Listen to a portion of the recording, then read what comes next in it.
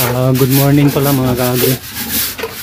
Bali, dito tayo sa ating nanganak na baboy mga kaagri. 3 araw na nakalipas.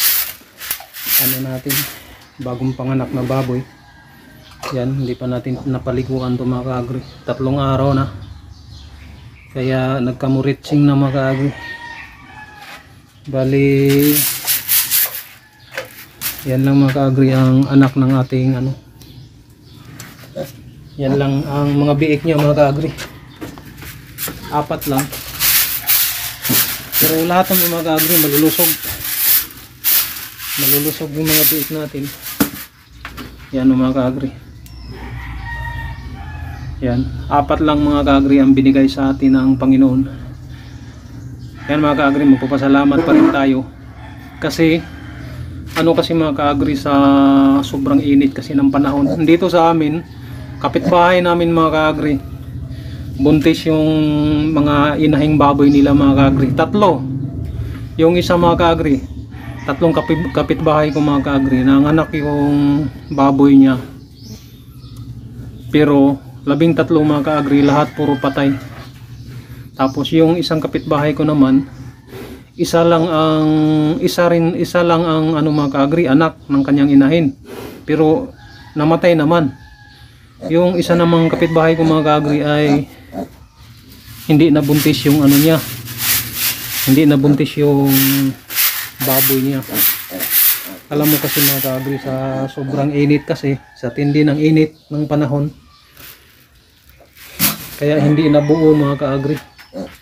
Nakaapekto talaga yan mga kaagri. Yan o. Magpasalamat na lang tayo sa Panginoon na binigyan tayo ng 4 mga kaagri. Maliit man o malaki ay pasasalamatan natin mga kaagri. Ganun talaga ang buhay. Pero itong bala ko na talagang to mga kaagri, ibinta tong inahin ko. Pero nasayangan kasi ako kasi hirap maging inahin. Magantay ka pa ng mga ilang buwan. Mga 7 to 8 buwan. Mahaba-haba pang antayin mo, kaya ito kasi may isa rin akong mga kaagri, yung inahin, gagawin kong inahin, kaya paanuhin ko muna yan bibigyan natin ng isang chance. Hindi na ako lugi nito mga kaagri kasi pang niya ito, pang 7 niya na anak po mga kaagri. Medyo na tayo, napakinabangan na natin tong na to, kaya bigyan natin ng chance mga kaagri. Ulitin ko, maliit man o malaki ay magpapasalamat pa rin tayo sa Panginoon. Napakaswerte ko pa rin mga kaagri kasi mayroon tayong 4 na binigay. Yan mga kaagri, kaya gulang tayo.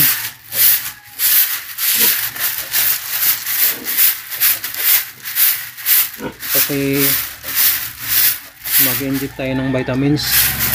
Hindi ko pa rin papaliguan yan mga kaagri kasi hindi pa gaanong mainit. Saka na ako magpapaligo kapag mainit na. Yan mga kaagri, malusog na malusog. Napakaswerte pa rin natin kasi may 4. May 4 tayo na mga kaagri. Ito, napakatapang nito kapag bagong panganak, nangangagat. Higa siya mga kaagri. Dahan-dahan yan, dahan-dahan lang yung umusap kasi magpapasuso na yan sa kanyang anak. Mga malalaki itong mga natin mga kaagri kasi 4 lang sila. Nagkamuritsing pa. Yan mga kaagri.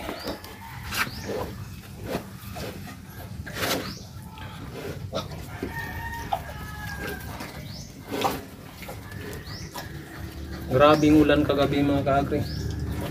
Ngayon lang medyo uminit. Parang yata dito sa mga kaagri, sa araw.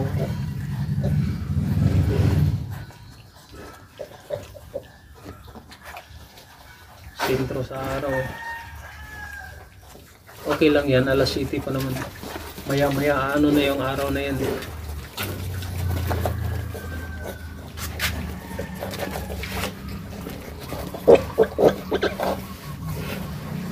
Kasususo lang yan eh. Yan. Magsawa sila sa anong mga kaagri. Kasi 14 tong suso ng ating inahin. Magsawa sila sa ano. Ito naman, isa lang lalaki, puro babae yung tatlo. Ito mga kaagri, yung isinilang ko nung alas 8 ng gabi, ayaw magpasuso kasi nagkaroon no. Nung isinilang ko nung alas 8 ng gabi mga kaagri, pinutulan ko kaagad ng ano to, ngipin, buntot. Sinabay ko na yung pagputol ng pusod nila mga kaagri. Ayaw siya magpasuso ah.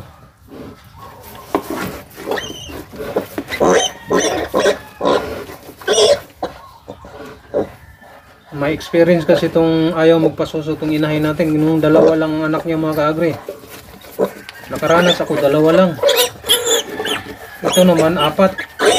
Kaya swerte pa rin natin. Yan, ayaw magpasuso. Sa bagay, kasususo lang naman ito mga kaagri. So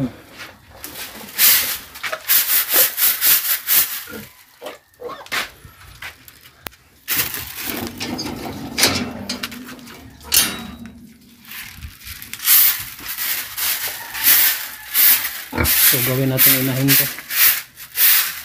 Bata pa ito mga kaagri.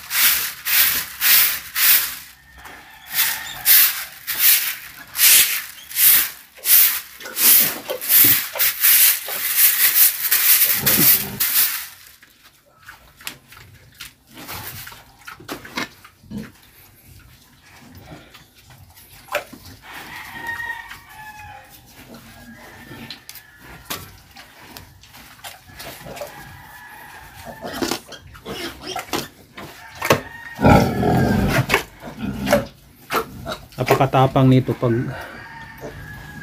bagong panganak.